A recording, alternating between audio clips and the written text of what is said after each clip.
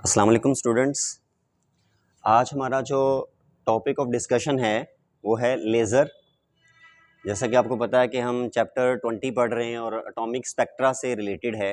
हम इससे पहले एक्स रेज पढ़ चुके हैं, हाइड्रोजन के स्पेक्ट्रम के बारे में पढ़ चुके हैं, तो ये भी स्पेक्ट्रम से रिलेटेड है। लेज़र है क्या चीज़, इसकी डेफिनेशन पे आते हैं। लेज़र है जी एक्रोनिम किस चीज़ का? Light amplification by stimulated emission of radiation.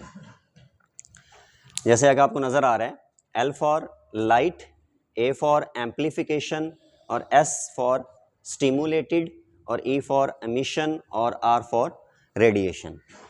इसमें क्या हो रहा है कि लेज़र में लाइट एमिट होती है, जैसा कि हमें पता चल रहा है लाइट एमिट होती है, लाइट की एमिशन होती है, लेकिन वो जो लाइट एमिट होती है वो एम्प्लीफिकेशन के साथ होती है। एम्प्लीफिकेशन आपको पता होगा, हम पीछे पढ़ के भी आए हैं। एम्प्लीफिकेशन एक ऐसा प्रोसेस है जिसमें किसी भी गिवन सिग्नल का एम्पलीट्यूड इन्हेंस कर देते हैं हम। जैसे कि साउंड सिग्नल है, अक्सर आप तो सुनते रहते होंगे, एम्पलीफायर एक ऐसा डिवाइस है जिसमें हम साउंड सिग्नल देते हैं, उसे इलेक्ट्रिकल सिग्नल में कन्वर्ट करके देते हैं और उसकी एम्प्लीफिकेशन हो जाती है और वो हमें लाउडर सुनाई देता है। इसका मतलब ये है कि उसका एम्पलीट्यूड बढ़ जाता है। तो यहाँ पे भी लाइट की हम क्या करवाएंगे? एम्प्लीफिकेशन करवाएंगे। और एम्प्लीफिकेशन का मतलब है कि वो लाइट का जो एम्पलीट्यूड है लाइट सिग्नल का वो बहुत ज़्यादा हो जाएगा और वो ऑटोमेटिकली नहीं होगा, वो हमें क्या करना पड़ेगा? स्टिमुलेट करना पड़ेगा। एम्पलीट्यूड को हम एनहेंस करेंगे और लाइट की एमिशन करवाएंगे और वो ऑटोमेटिकली नहीं होगी, स्पॉन्टेनियस नहीं होगी, बल्कि क्या करेंगे? हम स्टिमुलेट करेंगे।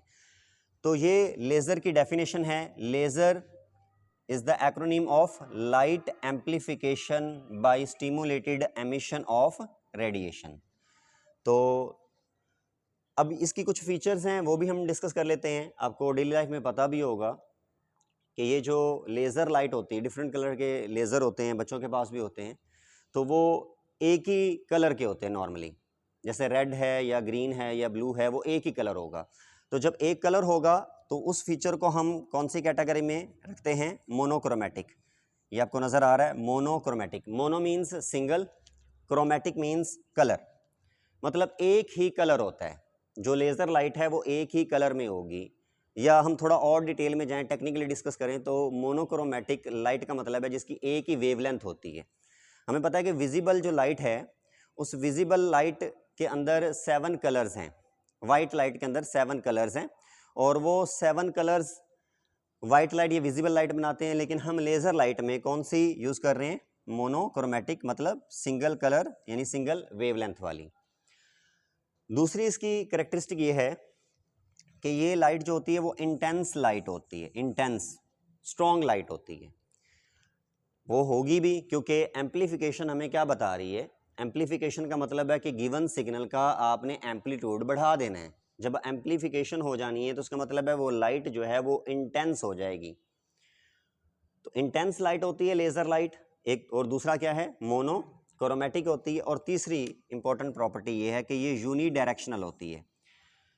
आपने फर्स्ट ईयर में पढ़ा था कि ये जो सूरज से आने वाली लाइट है या इनकैंडेसेंट बल्ब से आने वाली लाइट है, उसको हम वाइट लाइट बोलते हैं और वो हर डायरेक्शन में जाती है। सूरज से आने वाली लाइट जो होती है वो आप देख रहे हैं, वो हम ये नहीं कह सकते कि वो एक्स एक्सिस में आ रही है, बल्कि वो किधर जाती है? वो एक्स में, वाई में, जी में, बल्कि एक्स वाई प्लेन में भी, वाई जी प्लेन में भी, इन ऑल डायरेक्शन।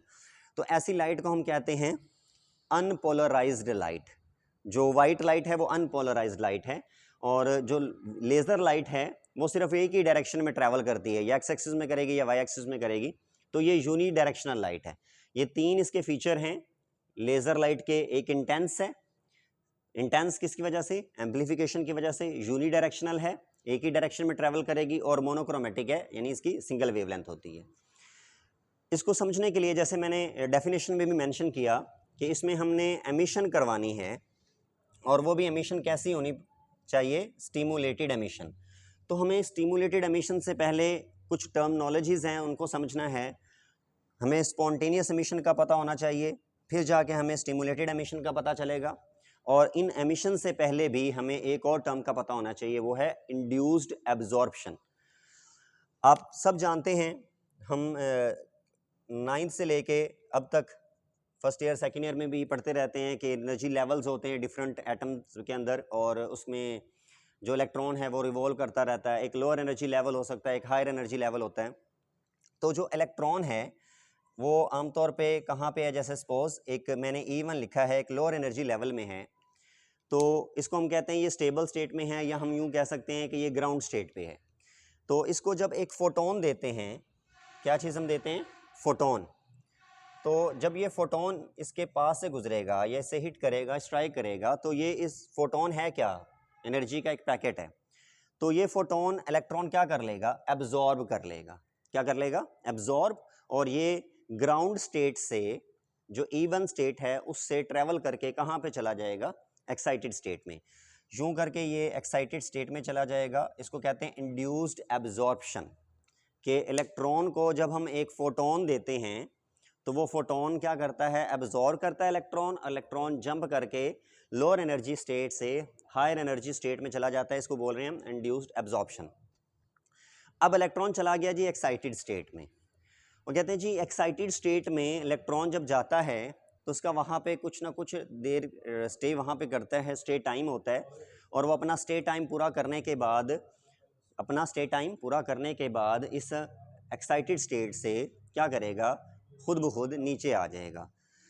खुद ब खुद भी आ जाएगा, जैसे मैं सपोज कर लूँ, बल्कि इसकी एग्जैक्ट वैल्यू जो होती है वो 10⁻⁸ सेकेंड्स है। ये एक्साइटेड स्टेट में कितनी देर स्टे करता है, 10⁻⁸ सेकेंड्स। ये यहाँ पे इतनी देर इसने स्टे करना ही करना है, ये इसका स्टे टाइम है। अगर आप इसका स्टे यहाँ तक कितनी देर तक वेट करते हैं तो ये अपना ये स्टे टाइम पास आउट करने के बाद खुद ब खुद ये क्या करेगा, वो फोटोन जिसने एब्जॉर्ब किया था वो एमिट कर देगा, और एमिट करके ये फिर से क्या करेगा, ये इलेक्ट्रॉन जो ऊपर हायर एनर्जी स्टेट में गया था ये आ जाएगा, और यूं करके इस तरह से एक फोटोन जिसने एब्जॉर्ब किया था वो एमिट कर देगा। इस चीज़ को हम कह रहे हैं स्पॉन्टेनियस एमिशन। क्या नाम दे रहे हैं इसको, स्पॉन्टेनियस एमिशन का नाम दे रहे हैं। और स्पॉन्टेनियस एमिशन आपको समझ आ रहा होगा कि ऑटोमेटिकली, कि इसने अपना वहाँ पे एक्साइटेड स्टेट में जो टाइम पास करना है वो करेगा, जो स्टेट टाइम है वो गुजारेगा, और फिर ये क्या करेगा, जंप करके डाउनवर्ड मूव कर जाएगा ग्राउंड स्टेट में और ख़ुद ब खुद आ जाएगा। इसको कहते हैं स्पॉन्टेनियस एमिशन। एक और भी एमिशन है कि यूँ होता है कि ये जो इलेक्ट्रॉन है ये कौन सी स्टेट में चला गया था, एक्साइटेड स्टेट में जब चला गया इलेक्ट्रॉन, इसने फोटोन को एब्जॉर्ब किया और एक्साइटेड स्टेट पे चला गया। इसका स्टेट टाइम इतना था, लेकिन हम क्या करते हैं, हम इसके एरिया से, इसके पास से एक और फोटोन पास आउट करवाते हैं। एक फोटोन, खुद से फोटोन हम लेके आ रहे हैं।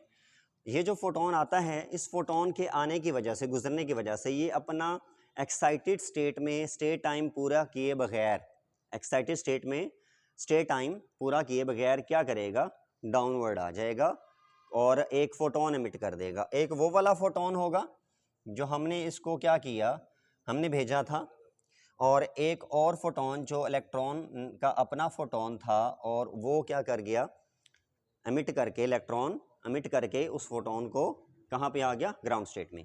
अब कितने फोटोन हो गए, एक जो हमारे वाला था और एक जो इलेक्ट्रॉन ने एब्जॉर्ब किया था और फिर उसको एमिट कर दिया, तो ये 2 फोटोन हो गए इस किस्म की। क्योंकि ये जो फोटोन आया है ये इलेक्ट्रॉन ने ही दिया है, लेकिन इलेक्ट्रॉन ने अपना स्टेट टाइम पूरा नहीं किया, इलेक्ट्रॉन ने अपना स्टेट टाइम पूरा नहीं किया और जल्दी नीचे आ गया। और स्टेट टाइम पूरा क्यों नहीं किया, कि हमने इसके पास से एक और फोटोन गुजारा और हमने इसकी एमिशन को स्टिमुलेटेड एमिशन बना दिया, स्टिमुलेट कर दिया। एक तो था कि ये खुद ऑटोमेटिकली नीचे आ जाता, तो उसको कहते हैं स्पॉन्टेनियस एमिशन। एक हमने क्या किया कि इसके पास से एक फोटोन पास आउट करवाया है और इसको स्टिमुलेट किया कि इसकी एमिशन हो जाए और ये फोटोन नीचे आ गया। अब आप देख रहे हैं कि 2 फोटोन इकट्ठे हो गए हैं, तो 2 फोटोन हैं, तो ये 2 फोटोन जो जब मिलेंगे तो लाइट, जाहिर सी बात है, क्या हो जाएगी, एम्पलीफाइड हो जाएगी। एम्पलीफाइड लाइट, उसकी लाइट की एम्पलीफिकेशन हो जाएगी। एम्पलीफिकेशन होगी तो इसका मतलब है लाइट क्या हो जाएगी, इंटेंस हो जाएगी। अब हम इस सिनेरियो को डिटेल से समझते हैं कि लेज़र एक्शन जब आपने करवाना है तो उसमें पॉपुलेशन इन्वर्जन बहुत ज़रूरी है।